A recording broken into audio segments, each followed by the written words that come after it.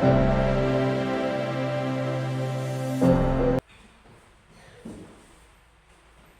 beria tanda tak dalam, air tenang seperti bergerak. Izinkan saya mengucapkan salam kepada hadirin sekalian. Assalamualaikum warahmatullahi wabarakatuh. Kepada yang terhormat Ibu Kepala Sekolah SD Negeri 1 Wonosari, Ibu Rohmatul Sadia, kepada peserta diseminasi yang berbahagia, alhamdulillah kita panjatkan puja dan puji syukur atas kehadiran Allah Subhanahu wa Ta'ala yang memberikan kesempatan kepada kita sehingga kita dapat mengikuti acara diseminasi pada siang hari ini.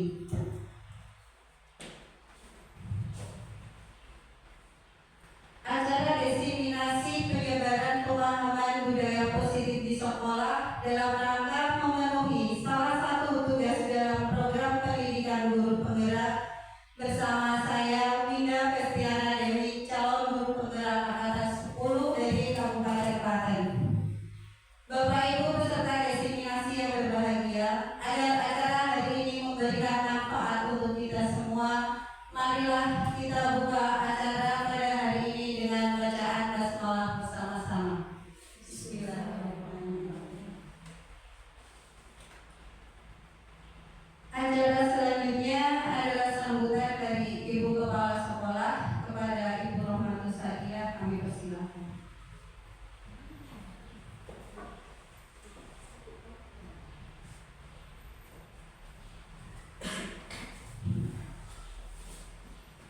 Assalamualaikum warahmatullahi wabarakatuh. Selamat siang, salam sejahtera untuk kita semua. Pertama-tama saya memberikan puja dan puji syukur kehadirat Allah Subhanahu wa Ta'ala atas limpahan rahmat dan karunia-Nya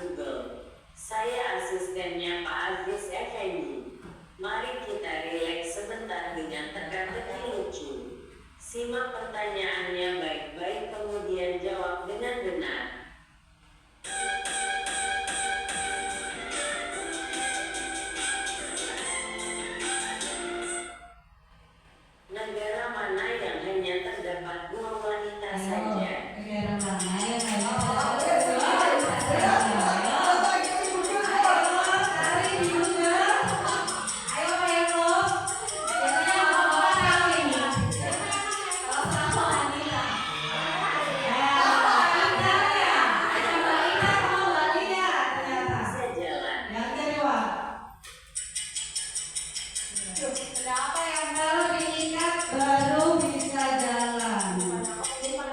Ayo, berapa yo? Sepatu, bukan sih. Sepatu, terus apa lagi?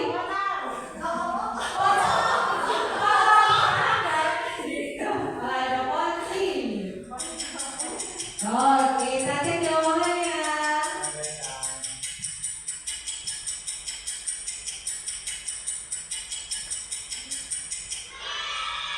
Tali sepatu. Talinya. Oh, yang ketiga. Nasi apa yang paling susah untuk ditolak? Nasi uduk. Nasi apa lagi? Nasi. Terus apa lagi?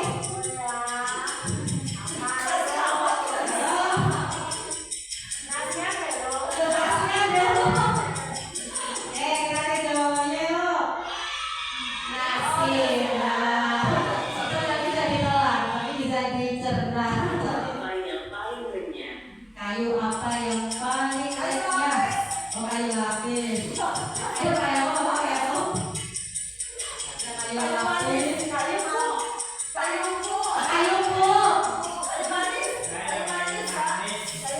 manis, ada kayu lapis, ada kayu puk. Kira-kira jawaban mana yang benar? Betul, kayu puk. Paling renyah gitu. Kesukaan ya kalau makan makan kriuk-kriuk. 2 sama dengan 3, 3 sama dengan 4, 5 sama dengan 4. Maka berapakah 7? 1 sama dengan 4, 2 sama dengan 3, 3 sama dengan 4, 5 sama dengan 4, 7 sama dengan 6. 5. Jumlah hurufnya itu. Iya. Oke Bapak Ibu, acara selanjutnya yaitu pemaparan budaya positif di sekolah. Masih semangat Bapak Ibu? Semangat selalu ya. Oke. Baiklah Bapak Ibu, saya ingin menegaskan bahwasanya saya di sini tidak lebih dari Bapak Ibu semua. Saya sebenarnya hanya diamanahi untuk menyampaikan diseminasi. Jadi saya bukan yang terhebat, bukan yang terbaik, tapi saya hanya ingin sharing dan berbagi dari apa yang saya dapatkan selama beberapa bulan mengikuti pendidikan guru penggerak ini.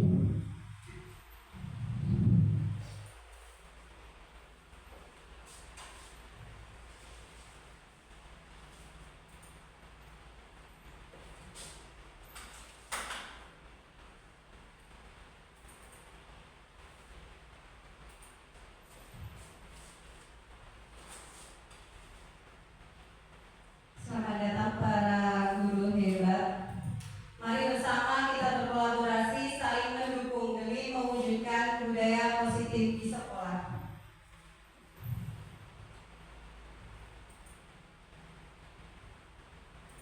Tujuan akhir dari kegiatan guru penggerak itu dimulai dari filosofi pemikiran Ki Hajar Dewantara, nilai-nilai dan peran guru, visi guru, budaya positif, dan berakhir di profil pelajar Pancasila.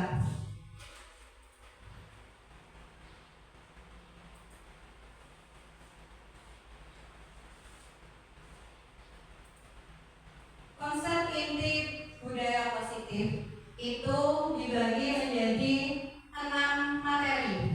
Yang pertama ada pembelajaran paradigma baru, disiplin positif, posisi kontrol guru, motivasi perilaku manusia, keyakinan sekolah atau keyakinan kelas, dan yang terakhir adalah segitiga restitusi.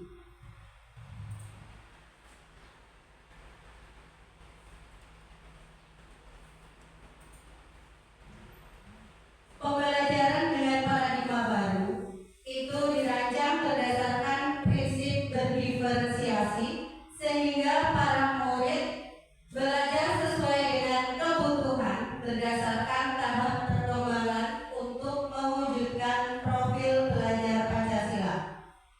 Selain itu, pembelajaran yang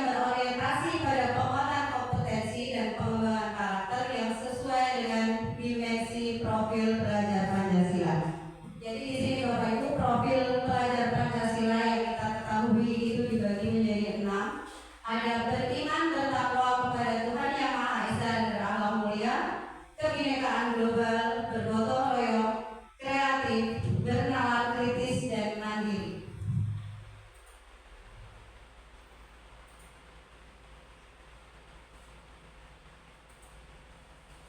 Miskonsepsi tentang teori kontrol, ilusi guru mengontrol murid, ilusi bahwa semua penguatan positif, efektif, dan bermanfaat, ilusi bahwa kritik dan membuat rasa bersalah mampu menguatkan karakter, serta ilusi bahwa orang dewasa berhak memaksa.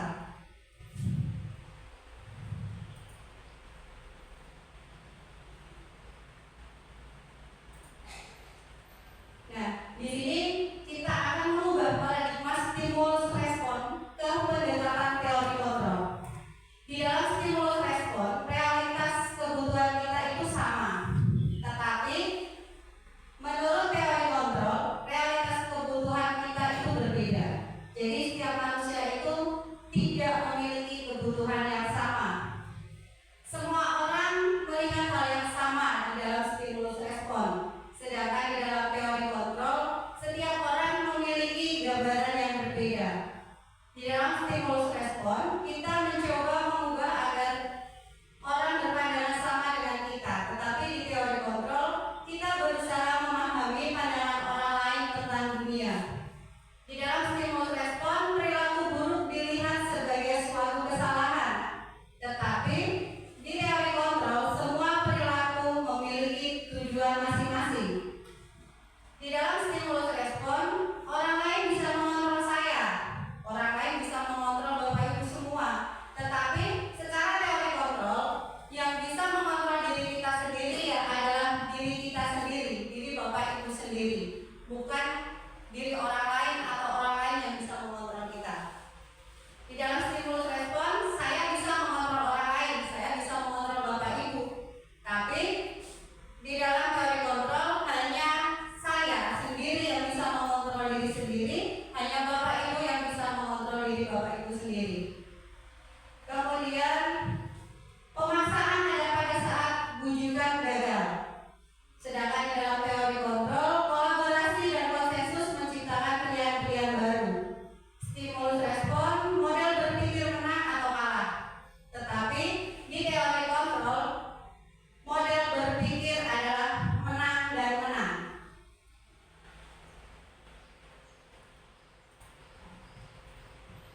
Di dalam budaya positif, itu yang pertama, jika seorang guru dapat menerapkan nilai dan perannya dengan baik, maka akan terwujudnya budaya positif di sekolah. Yang kedua, budaya positif dapat terwujud dengan kolaborasi seluruh warga sekolah, bukan hanya antara guru dan siswa saja. Yang ketiga, salah satu tujuan perubahan visi adalah terwujudnya budaya positif di sekolah sesuai dengan pemikiran Ki Hajar Dewantara dan profil pelajar Pancasila.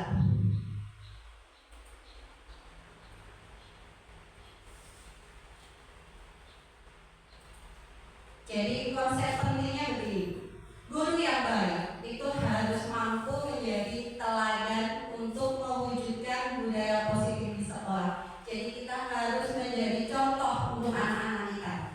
Budaya positif dapat diwujudkan dengan menerapkan konsep-konsep inti, meliputi yang pertama ada disiplin positif, motivasi perilaku manusia atau berwujud hukuman dan penghargaan, ada 5 posisi kontrol guru, keyakinan sekolah atau keyakinan kelas, segitiga restitusi dalam menyelesaikan masalah di sekolah.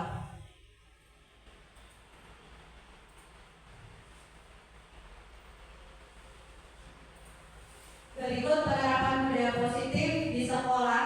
Yang pertama itu ada peduli dengan kebersihan lingkungan sekolah seperti yang sudah kita terapkan di sekolah kita.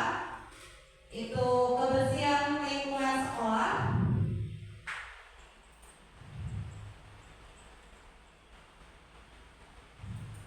Kemudian ada pembiasaan budaya literasi. Jadi kita harus lebih meningkatkan budaya literasi kepada anak-anak.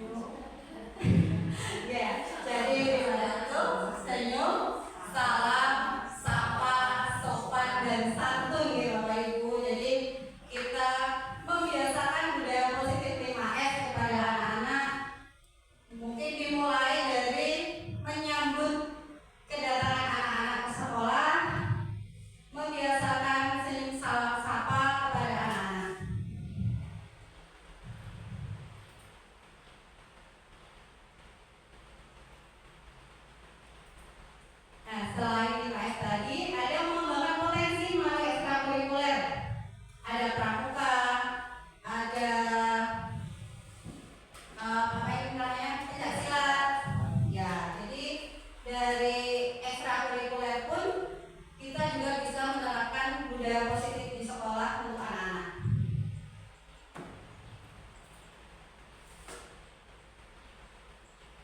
Berikutnya program P5. P5 itu proyek penguatan profil pelajar Pancasila. Jadi kegiatan-kegiatan proyek untuk menguatkan profil pelajar Pancasila kepada anak-anak didik kita, kepada murid-murid. Salah satunya dengan pembiasaan sholat berjamaah, pengolahan sampah, ataupun pembuatan proyek lainnya.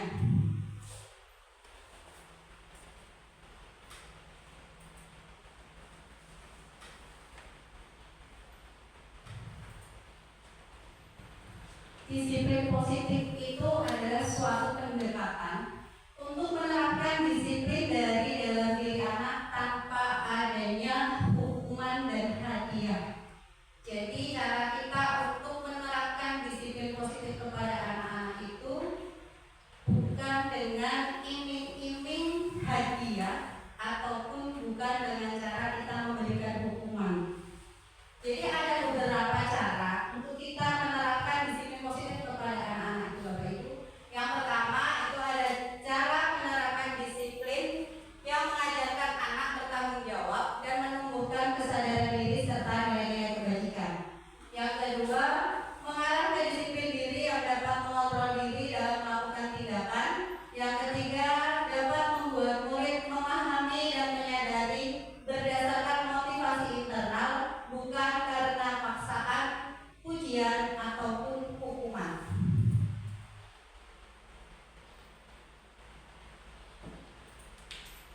Nah, nilai-nilai kebajikan itu sendiri adalah sifat-sifat positif manusia yang merupakan tujuan mulia yang ingin dicapai oleh setiap individu. Jadi salah satunya adalah nilai-nilai kebajikan yang ingin dicapai oleh setiap anak Indonesia yang kita kenal dengan profil pelajar Pancasila. Nah, nilai yang disepakati bersama ini lepas dari beraneka ragamnya suku bangsa, lepas dari beraneka ragamnya agama, lepas dari keanekaragaman bahasa maupun latar belakangnya manusia itu sendiri.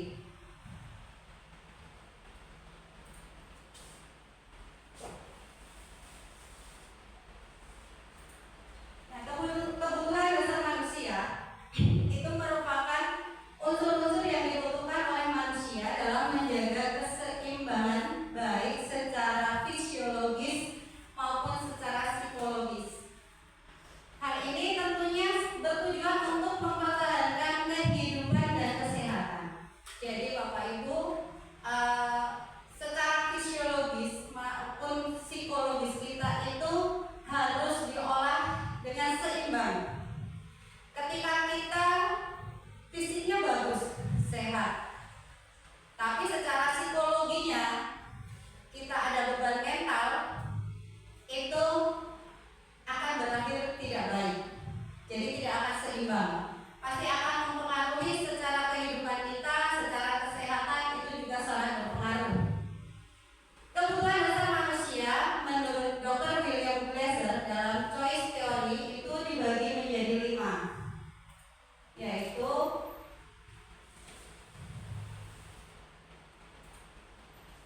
bertahan hidup, di mana kita membutuhkan makanan, pakaian, tempat tinggal, keamanan, dan kesehatan. Kemudian kasih sayang dan rasa diterima. Rasa diterima, berbagi, diperdulikan, adanya kerjasama, dan menjadi bagian dari suatu kelompok. Yang ketiga yaitu penguasaan, itu ada harga diri, keinginan untuk dianggap, memimpin, berprestasi, diakui dan didengar. Yang keempat, kebebasan, itu meliputi mandiri, memiliki pilihan, mencoba hal baru, mengendalikan arah dirinya sendiri. Dan yang terakhir adalah kesenangan, itu bisa berwujud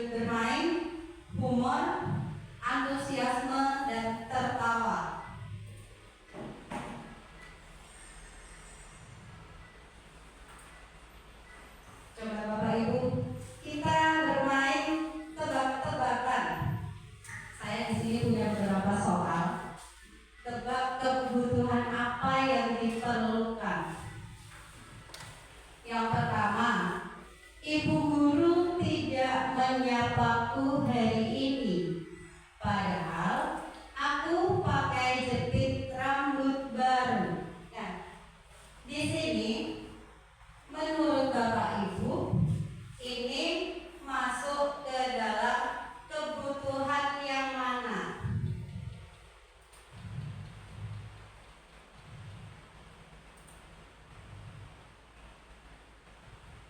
Ayo Bapak Ibu, soal tadi masuk dalam kebutuhan yang mana?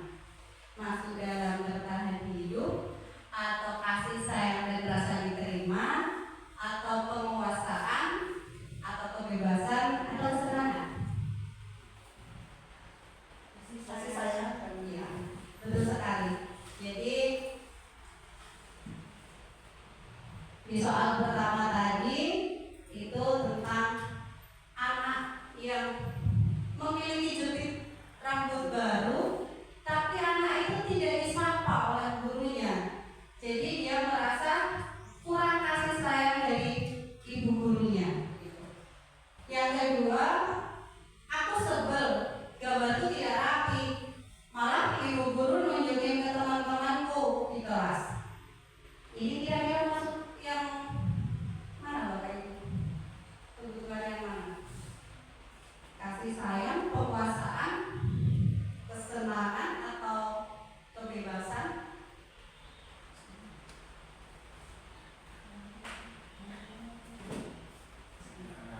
Senang. Aku sebel, gambarku tidak rapi. Jadi seperti dibandingkan ya, bu gurunya membandingkan dengan teman kelasnya. Nah ini maksudnya ke penguasaan Bapak Ibu. Merasa dia tidak dihargai oleh gurunya. Yang ketiga, ibu guru bilang, aku tidak boleh bersenandung sewaktu mengerjakan tugas. Katanya kelas harus tenang, tidak ada suara, kan gak seru jadinya. Ini maksudnya apa? Kebebasan atau kesenangan? Iya, kesenangan. Betul sekali. Ini maksudnya kesenangan. Jadi anak itu hanya ingin membuat dirinya merasa senang, tidak memikirkan teman lainnya. Yang keempat, aku bosan. Masa belajarnya cuma gitu-gitu aja, dengerin ibu guru aja. Kira-kira anak ini pengen apa ini? Pengen apa ini? Bebas. Iya betul Pak. Anak ini menginginkan sebuah kebebasan.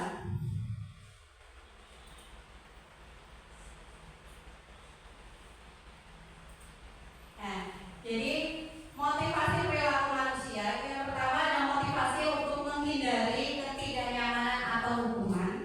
Kemudian yang kedua motivasi untuk menjadi orang yang mereka inginkan dan menghargai diri sendiri dengan nilai-nilai yang mereka percaya. Kemudian ada motivasi untuk mendapatkan imbalan atau penghargaan dari orang lain. Jadi beberapa perilaku manusia itu mereka bisa termotivasi hanya karena satu, mereka menghindari ketidaknyamanan, mereka menghindari sebuah hukuman. Jadi kalau nggak ada hukuman, mereka tidak akan termotivasi. Yang kedua, mereka hanya ingin mendapatkan imbalan. Jadi kalau kita tidak memberikan imbalan, tidak memberikan hadiah, anak tersebut tidak akan punya motivasi, tidak ada semangat. Yang ketiga, mereka hanya ingin menghargai diri sendiri dengan nilai-nilai yang mereka percaya sendiri.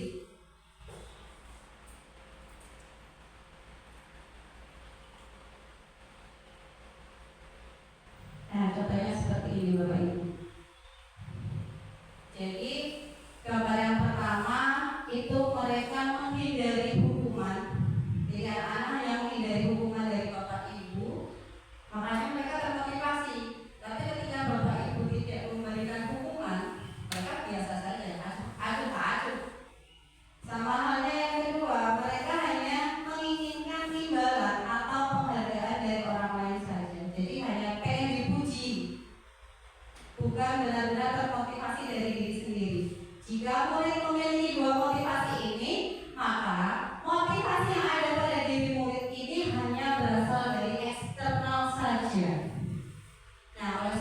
itu, Bapak Ibu, kita harus bisa berusaha menumbuhkan motivasi internal dari dalam diri murid itu sendiri dengan nilai-nilai yang mereka percaya. Jadi kita harus berusaha menumbuhkan motivasi dari dirinya siswa sendiri, bukan dari eksternal siswanya.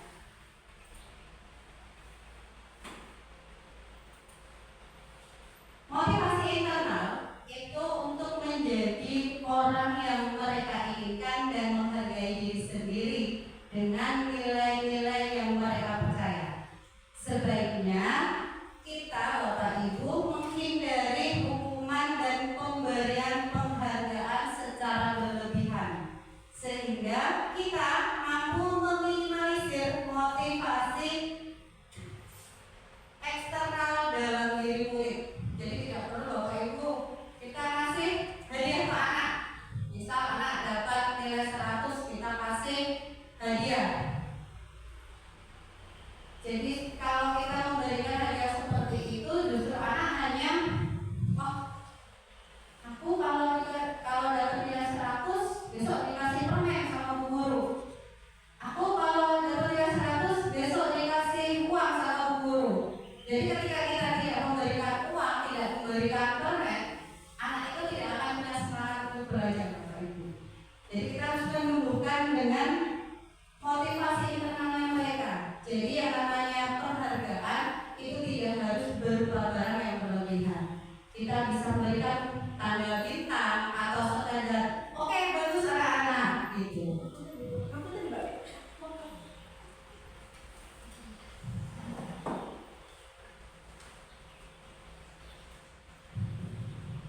Di sini ada contoh kasus, Bapak Ibu.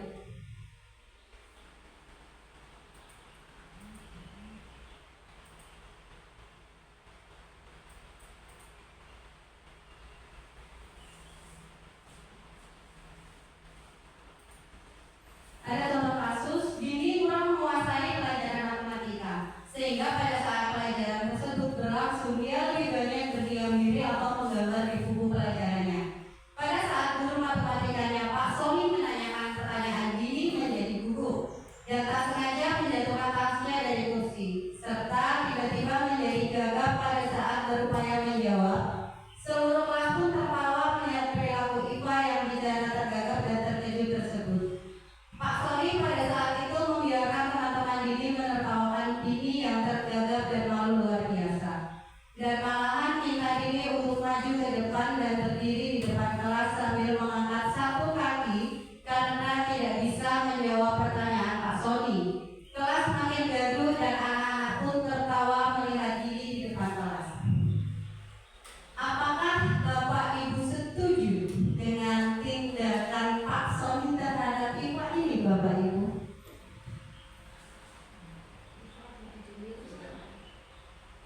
Ibu, maaf, terhadap perilaku terhadap tindakan Pak Sony kepada Dini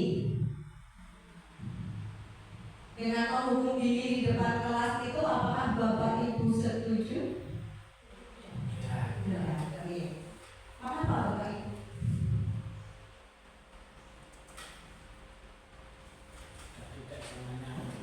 Karena paling nambah menurunkan mental anak. Ya, betul sekali. Jadi perilaku Pak Sony, tindakan Pak Sony terhadap Dini ini justru akan menurunkan mental anak. Nah, menurut Bapak Ibu itu sebuah hukuman atau konsekuensi? Hukuman, ya betul. Kenapa ini disebut hukuman? Karena kalau konsekuensi tidak akan terjadi tindakan anak harus maju dan dihukum di depan kelas, ya Bapak Ibu. Jadi harusnya kita memberikan konsekuensi, bukan memberikan hukuman.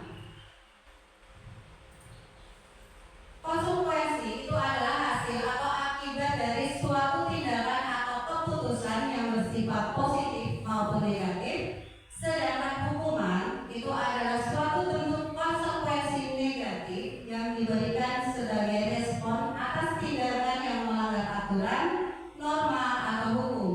Sedangkan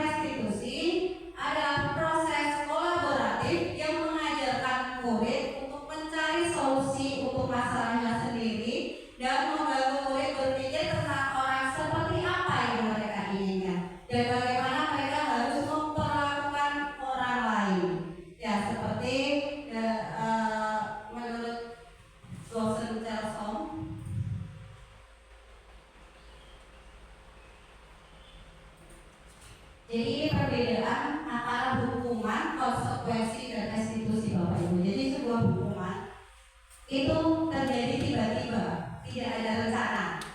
Murid tidak tahu apa yang akan terjadi atau tidak dilibatkan, bersifat satu arah, dan biasanya hukuman itu bisa secara fisik ataupun psikis. Sedangkan konsekuensi itu terencana dan disepakati sesuai peraturan, bisa dari keyakinan kelas. Murid tetap dibuat tidak nyaman, sikap guru selalu memonitor murid. Jadi ada sisi positif dan ada sisi negatifnya. Sedangkan restitusi itu proses menciptakan kondisi bagi murid untuk memperbaiki kesalahan, proses kolaboratif yang mengajarkan murid untuk mencari solusinya sendiri dari masalahnya sendiri. Jadi di sini restitusi itu mengajarkan siswa, kita bertuhan sama siswa agar siswa itu mempunyai jalan keluar sendiri, mempunyai solusi sendiri untuk masalah yang dia alami.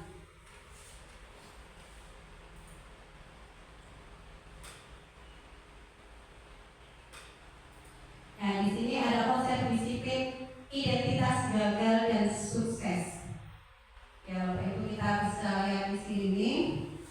Jadi ada identitas gagal itu yang masuk adalah hukuman. Karena hukuman itu adalah sesuatu yang menyakitkan yang harus terjadi, ketidaknyamanan untuk siswa, dan untuk jangka panjangnya juga tidak bagus. Biasanya korban juga tidak mendapat keadilan, murid merasa tersakiti, perilaku pasif agresif meningkat, dan sistem tidak akan berjalan bila murid tidak takut. Sedangkan identitas sukses itu ada konsekuensi dan restitusi. Nah, di dalam konsekuensi itu ada sesuatu harus terjadi, tidak nyaman untuk murid dalam jangka waktu pendek, korban bisa diabaikan, murid dibuat tidak nyaman, penguatan hanya bertahan dalam jangka waktu pendek, dan memerlukan monitoring dan supervisi terus-menerus dari guru. Sedangkan restitusi itu merupakan pilihan, menguatkan untuk murid dalam jangka waktu panjang, korban mendapatkan ganti, murid mendapatkan penguatan, masalah terpecahkan, dan murid akan belajar bertanggung jawab untuk perilakunya.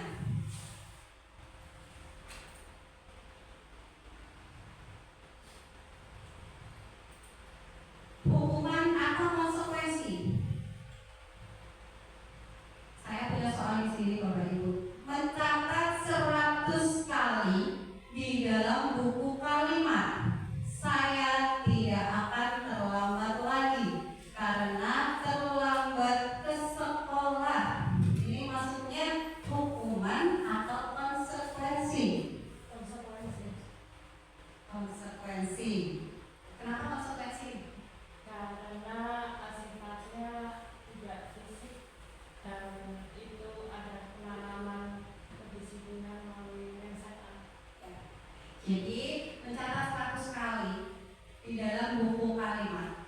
Nah, ini patokannya di sini.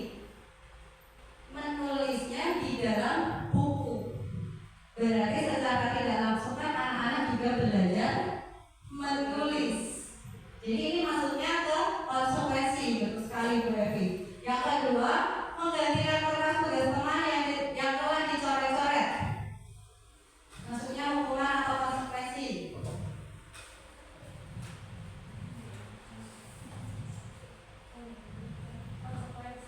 Ya, konsekuensi, betul. Karena anak bertanggung jawab. Kehilangan 10 menit jam istirahat untuk mengerjakan tugas karena terlambat datang dan tertinggal pelajaran. Konsekuensi. Murid diminta bertelanjang kaki sepanjang hari karena tidak menggunakan sepatu warna hitam sesuai peraturan sekolah. Hukuman. Membersihkan tumpahan air di meja tulis karena tersenggol pada saat belajar. Konsekuensi.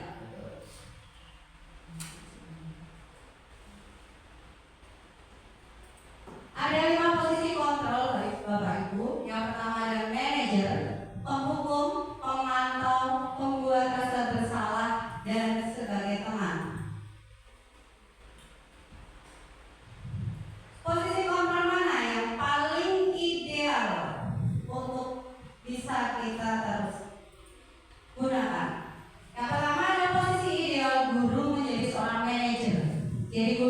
berbuat sesuatu dengan murid yang mempersilahkan murid untuk mempertanggungjawabkan perilakunya dan mendukung menemukan solusi atas permasalahannya sendiri.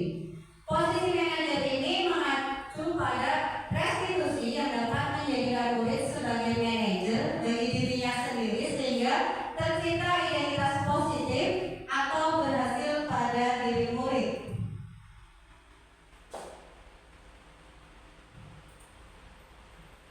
Jadi posisi manajer itu adalah posisi yang paling ideal Bapak Ibu dari 5 posisi kontrol ini. Di dalam posisi penghukum, nah ini ada kalimat-kalimatnya. Patuhi aturan saya atau awas. Kamu selalu saja salah, selalu, pasti selalu yang terakhir selesai. Nah ini posisinya kita sebagai penghukum. Sedangkan sebagai teman, ayo bantulah demi Bapak ya. Ayo ingat tidak bantuan Bapak selama ini. Ya sudah, kali ini tidak apa-apa. Nanti Ibu bantu bereskan. Posisi sebagai pembuat rasa bersalah. Ibu sangat kecewa sekali dengan kamu. Berapa kali Bapak harus memberitahu kamu ya? Gimana coba kalau orang tua kamu tahu kamu berbuat begini? Di posisi pemantau, peraturannya apa? Apa yang telah kamu lakukan? Sanksi atau konsekuensinya apa? Sedangkan di posisi manajer, apa yang kita yakini kembali ke keyakinan kelas yang telah dibuat. Jadi apakah kamu meyakininya? Jika kamu meyakininya, apakah kamu bersedia memperbaikinya? Jika kamu memperbaiki ini, harus menunjukkan apa tentang dirimu dan apa rencana kamu untuk memperbaiki hal ini. Jadi tetap kembali kepada murid.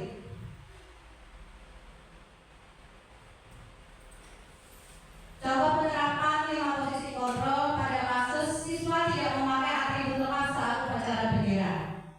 Hormat bendera selama 1 jam karena tidak memakai atribut lengkap. Ini masuk dalam posisi kontrol sebagai penghukum. Yang kedua, berapa kali ibu harus memberitahu kamu selalu mengecewakan ibu. Ini membuat rasa bersalah. Jadi anak akan terus merasa bersalah.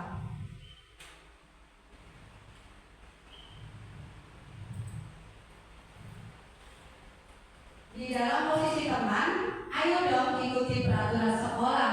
Bantu ibu ya, kali ini tidak apa-apa, lain kali jangan lagi ya. Di dalam posisi pemantau, kamu sudah melanggar aturan sekolah. Setelah ini, kamu beli atribut ke koperasi ya, dan jangan diulangi kembali.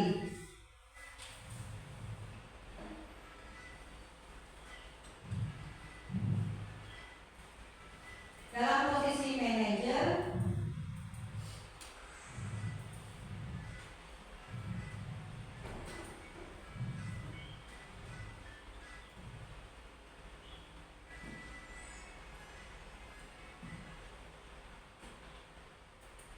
di dalam posisi manajer, kita akan bertanya, apa kamu tahu kesalahanmu? Lalu apa yang akan kamu lakukan untuk memperbaikinya? Jadi anak itu akan mencari solusinya sendiri.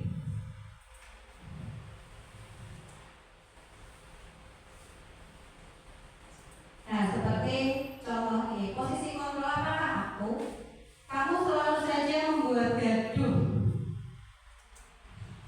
Di posisi kontrol apa Bapak Ibu?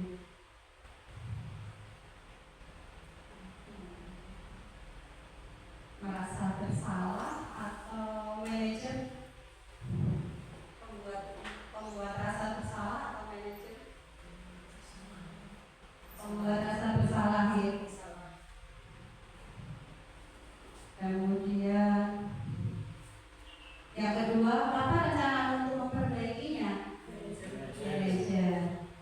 Ayo bantulah demi ibu. Teman, kamu tidak akan mendapatkan nilai kalau kamu tidak pernah mengerjakan tugas.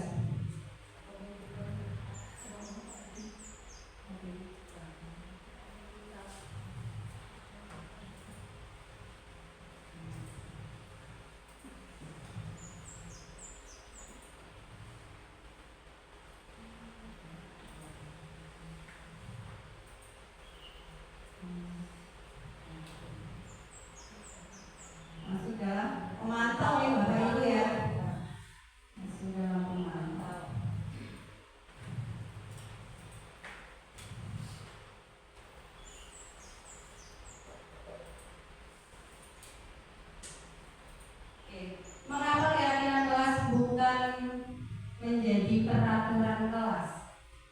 Kenapa harus keyakinan kelas, bukan peraturan kelas? Yang harus kita ketahui Bapak Ibu, peraturan kelas itu biasanya terbit tanpa persetujuan pihak objek yang harus melaksanakan.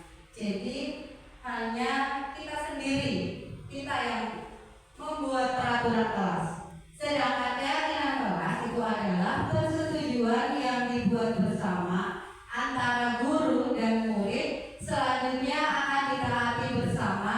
Posisi murid bukan lagi objek tetapi sebagai subjek. Jadi keyakinan kelas itu dibuat secara bersama-sama.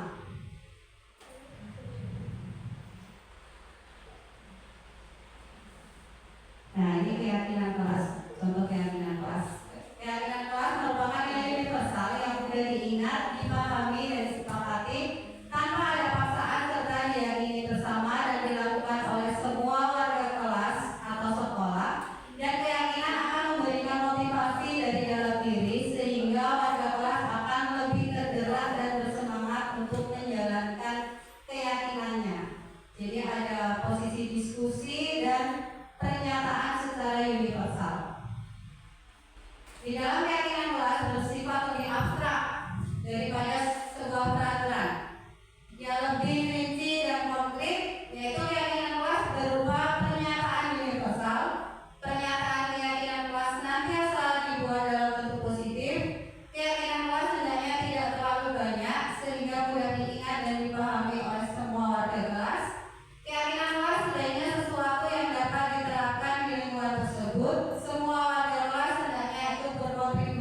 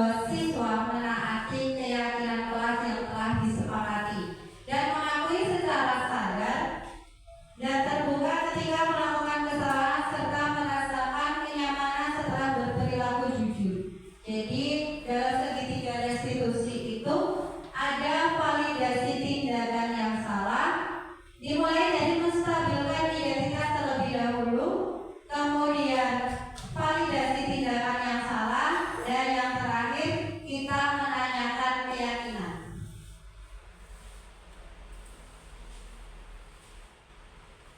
Di dalam menstabilkan identitas berdasarkan prinsip membuat kesalahan adalah bagian dari pembelajaran. Berbuat salah itu wajar. Setiap orang pernah melakukan kesalahan. Bapak atau ibu juga pernah melakukan kesalahan. Bapak ibu tidak akan mencari siapa yang salah. Di sini bapak atau ibu akan membantu kamu mencari solusinya dan kamu berhak merasa begitu. Kemudian di dalam validasi tindakan yang salah, berdasarkan prinsip setiap perilaku berupaya memenuhi kebutuhan tertentu. Yang pertama, menurut kamu perbuatan yang dilakukan tadi pagi itu benar atau salah? Padahal kamu bisa melakukan yang lebih buruk dari ini ya, tapi kamu tidak melakukannya.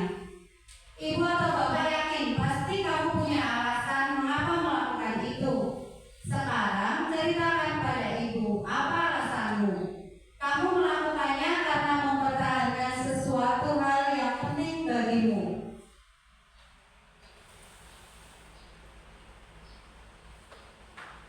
Kemudian yang terakhir adalah menanyakan keyakinan.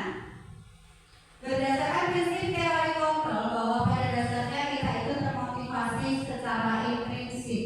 Jadi kita sudah membuat keyakinan kelas. Keyakinan kelas apa saja yang telah kita sepakati? Apakah kamu meyakini keyakinan kelas kita? Jika kamu meyakininya, apakah bersedia memperbaikinya? Jika memperbaikinya, berarti hal ini menunjukkan seperti apa kamu yang sebenarnya. Apa rencana kamu untuk memperbaiki hal ini?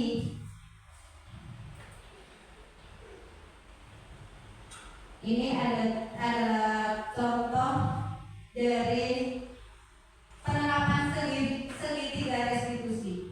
Siang sana. Siang Pak. Sudah lama nggak ketemu sana? Kenapa hari ini ada di sini? Kesel Pak, kesel banget. Masa aku dikatain tukang fitnah Pak? Ya aku marah lah.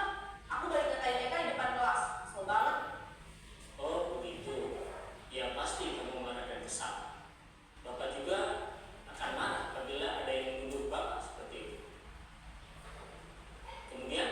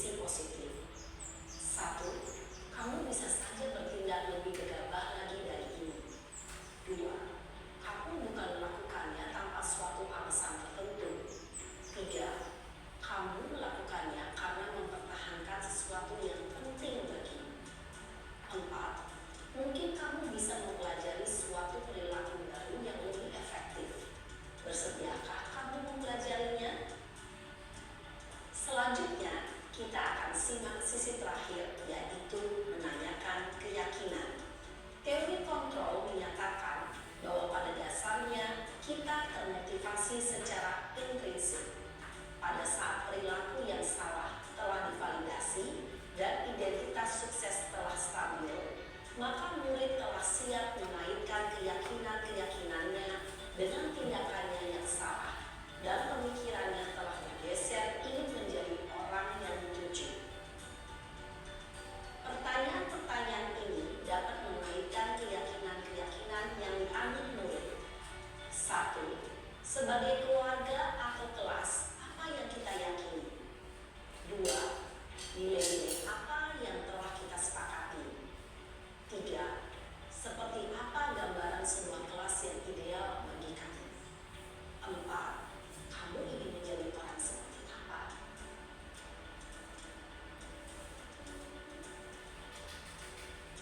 Dalam menerapkan segitiga restitusi, perlu diperhatikan beberapa hal, yaitu 1. Perilaku yang salah perlu dikaitkan dengan nilai-nilai atau keyakinan-keyakinan yang telah disepakati atau dituju. 2. Kesediaan orang yang melakukan kesalahan untuk memperbaiki masalah. 3. Pemecahan masalah sebisa mungkin relevan atau memiliki hubungan dengan masalah yang ada. 4. Usaha. Perlu adanya suatu usaha perbaikan dari pihak yang berbuat kesalahan. 5. Waktu. Perlu didedikasikan waktu dari pihak yang berbuat kesalahan. Jadi dari video tadi Bapak Ibu, hal yang harus kita perhatikan di dalam segitiga restitusi itu yang pertama, kita kaitkan dengan nilai-nilai atau keyakinan yang telah disepakati, kemudian kesediaan, kemudian pemecahan masalah yang relevan, yang keempat ada usaha memperbaiki, dan yang kelima ada dedikasi waktu dari pihak yang berbuat kesalahan. Kapan akan mulai memperlakukan usaha untuk memperbaiki masalah? Dengan memahami struktur penerapan segitiga restitusi, diharapkan guru dapat menerapkan posisinya sebagai manajer dengan mengajukan pertanyaan-pertanyaan bermakna yang dapat membuat murid menjadi lebih percaya diri, bertanggung jawab, dan mandiri. Nah, Ibu Bapak Guru, perlu tidak yang mengikuti ketiga tahapan dalam segitiga restitusi bergantung pada ringan beratnya suatu permasalahan. Misalnya, bila permasalahan tersebut ringan, maka tidak perlu dijalankan secara berurutan. Bahkan bisa semudah menanyakan apa keyakinan yang kita sepakati.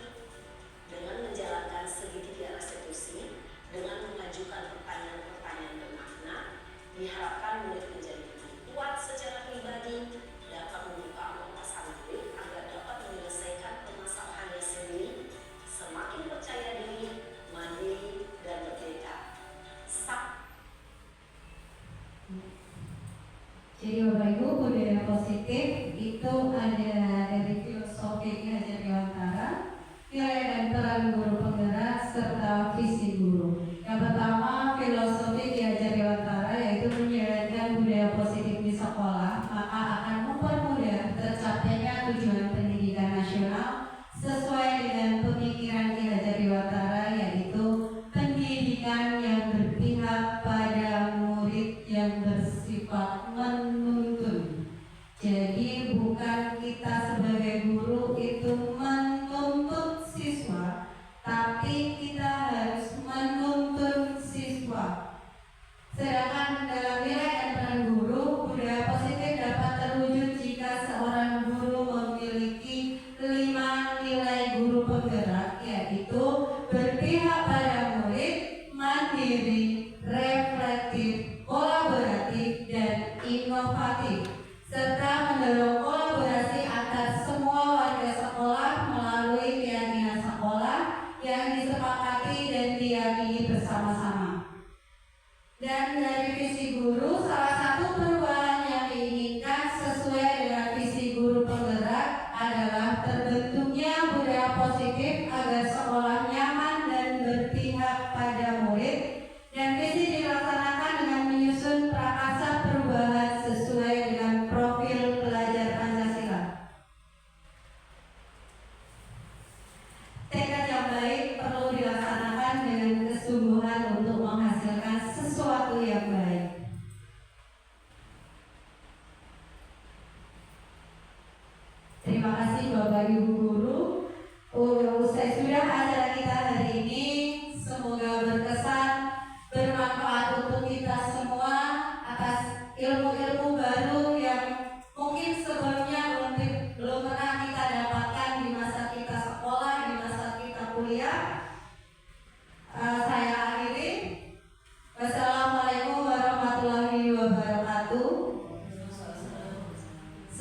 guru penggerak tergerak dan menggerakkan. Semoga destinasi saya hari ini bermanfaat untuk Bapak Ibu.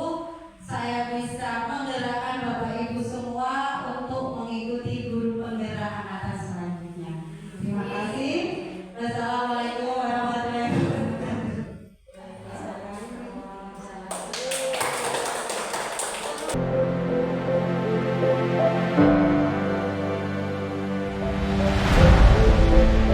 Oke anak-anak, hari ini kita akan membuat keyakinan kelas. Nah, ada yang tahu nggak keyakinan kelas itu apa? Ya, Mbak Kaila. Kesepakatan kelas, betul sekali. Keyakinan kelas itu sama dengan kesepakatan kelas. Nah, kita itu memimpikan kelas yang bagaimana toh? Bersih, rapi,